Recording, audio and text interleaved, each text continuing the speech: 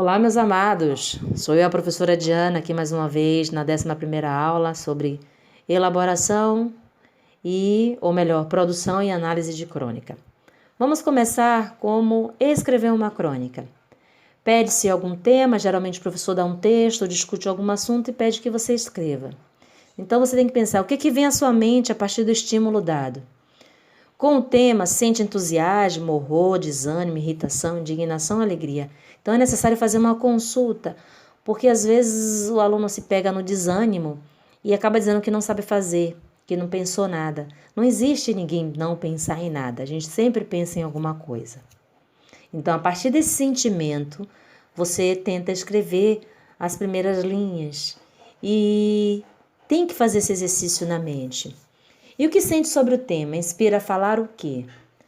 Bom, se eu estou falando uma crônica sobre a questão social, dos ônibus superlotados, transitar e você sai toda arrumada e ter que se amarrotar dentro de um ônibus ou de um metrô ou de um trem. E como é que você chega no trabalho? Você pode criar algo bem divertido sobre isso. Outro ponto, está no plano da fantasia ou da realidade? A crônica, geralmente, ela tem uma relação com a realidade, com o contexto real. Mas ela ultrapassa isso, não fica preso, senão não se torna um texto descritivo, preso à realidade e não algo que inspira a criatividade do sujeito. Para a análise,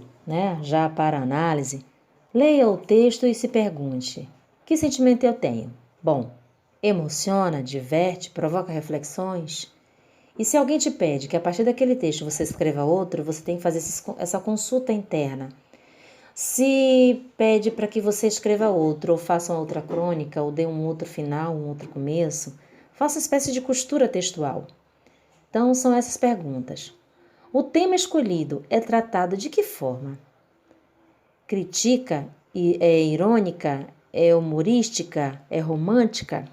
A forma escolhida, é tratada de forma crítica, irônica, humorística ou romântica? Então, se ele faz uma crítica, você também pode se prender à crítica e analisar os argumentos dessa crítica, os pontos dessa crítica. As marcas temporais revelam fatos do passado, presente ou futuro. Identifique palavras que indicam tempo. Professor, eu não me lembro. Verbos. Os verbos indicam marcação temporal. Ainda, hoje, nunca, jamais, anteontem, mês passado, ano passado, século passado. Todas essas palavras são indicações de tempo e você pode perceber, está falando de algo que se passou, está falando algo que está imaginando que acontece lá no futuro, está se reportando a alguma coisa do presente, ou ele faz as mesclas dos tempos, ok? Nessa análise também você pode analisar a linguagem, analisar.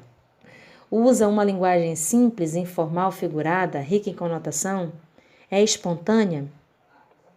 Lembrando que conotação nós já estudamos, é a linguagem figurada em que uma palavra ganha um outro sentido e dá vida àquele texto com um outro sentido. E pelo contexto, o leitor acaba compreendendo o sentido. O enredo está bem desenvolvido? O que acontece na narrativa? Quando, como, onde, com quem? Então, se pedir para que você faça uma análise, você vai dizer: o personagem de fulano de tal sofre isso, isso e isso, e a partir disso ele tem tais reações.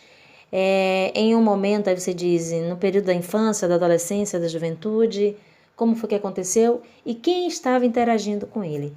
E isso também importa aí muito. E para finalizar, como sempre, estude, pois evoluir sem estudar não existe. Grande beijo.